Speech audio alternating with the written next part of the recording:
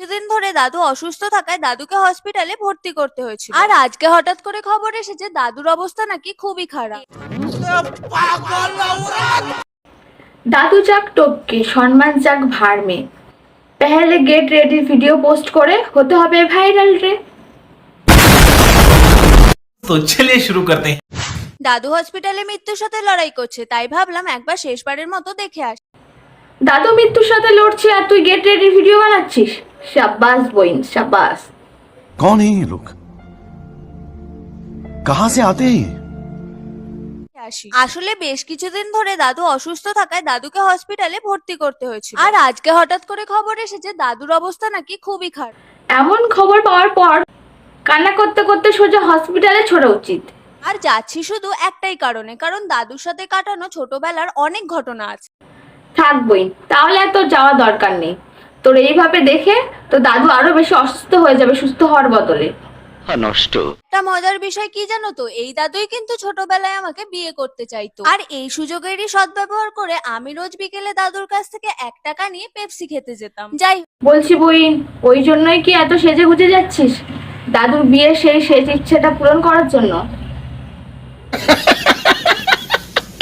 হোক, তোমরা কিন্তু আমার দাদুর জন্য অবশ্যই প্রে করো। আমার দাদুর কিন্তু এখনো মরার বয়স হয়নি।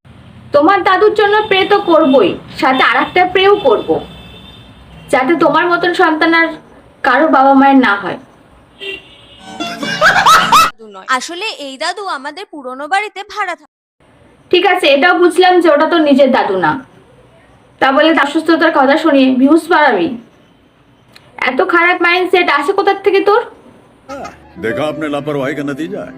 থাকতেন। যাই হোক, এখন কিন্তু হসপিটালে যাওয়ার জন্য আমার লুকটা রেডি হয়ে গেছে। নাও এবার তোমরাই কমেন্টে জানাও আমাকে কেমন লাগছে। আশা এত কষ্ট করে এতক্ষণ ধরে সাজাই বেকার হচ্ছে বইন, তাও ভালো লাগছে না বইন। মৃন্ময়ের কিছু ফ্যান আমাকে এসে খিস্তে দিচ্ছে। তোমরাই বলো এগুলো কি ঠিক? এমনি আহারে, একদম উচিত হয়নি সিনেবাবের ফ্যান্সের গালাগালি দেওয়া। এইভাবে উচিত ছিল যে এই ভিডিওগুলো নিয়ে গিয়ে তোমার বাড়ির লোককে দেখানো। কথা কি ক্লিয়ার না ভেজাল আছে? ক্লিয়ার। এমনিতেই তো জানো দাদু হসপিটালে মৃত্যুর সাথে লড়াই করছে, আর সেই টেনশনে না পারছি খেতে আর না পারছি ঘুম।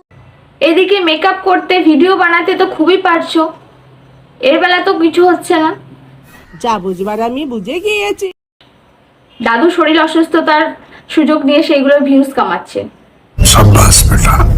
জানো তো দাদুর হার্টের অপারেশন হওয়ার পর থেকেই দাদুর শরীরটা আরো অসুস্থ হয়ে যায়। আর ডাক্তার বলেছে দাদু নাকি আর বেশিক্ষণ বাঁচবে না। আর জানি না তোমার দাদু এখনো বেঁচে আছে কিনা, কিন্তু তোমার দাদু যদি এই ভিডিওগুলো দেখে নেয় না, সত্যি দাদুই সুসাইড করতে যাবে। আচ্ছা, তোর বাড়ির লোক কিছু বলে না এইসব ভিডিওগুলো দেখে? নাকি দেখেইনি এখনো? তার বাড়ির লোকেরা তো জানার দরকার তার মেয়ে সোশ্যাল মিডিয়াতে এসে কি কীর্তি করে বেড়াচ্ছে। দাদুকে বাঁচাতে গিয়ে আমার বিয়ের টাকাগুলো এইভাবে খরচা করো না। দেখেছো তো, এই জন্যই বলি মাঝে সাঝে ছোটদের কথা একটু শুনতে হয়।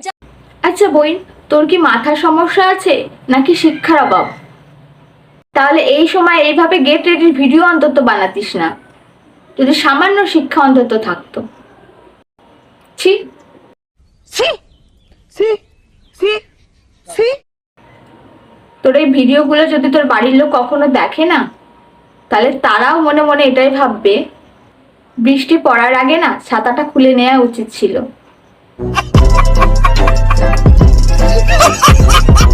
আজকের ভিডিওটা এই পর্যন্ত। ভিডিওটা কেমন লাগলো জানিও। আর নেক্সট টপিক আসছে বাবার বিয়ে নিয়ে, সো চ্যানেলটাকে সাবস্ক্রাইব করে দিও। আর সবাই ভালো থেকো। টাটা।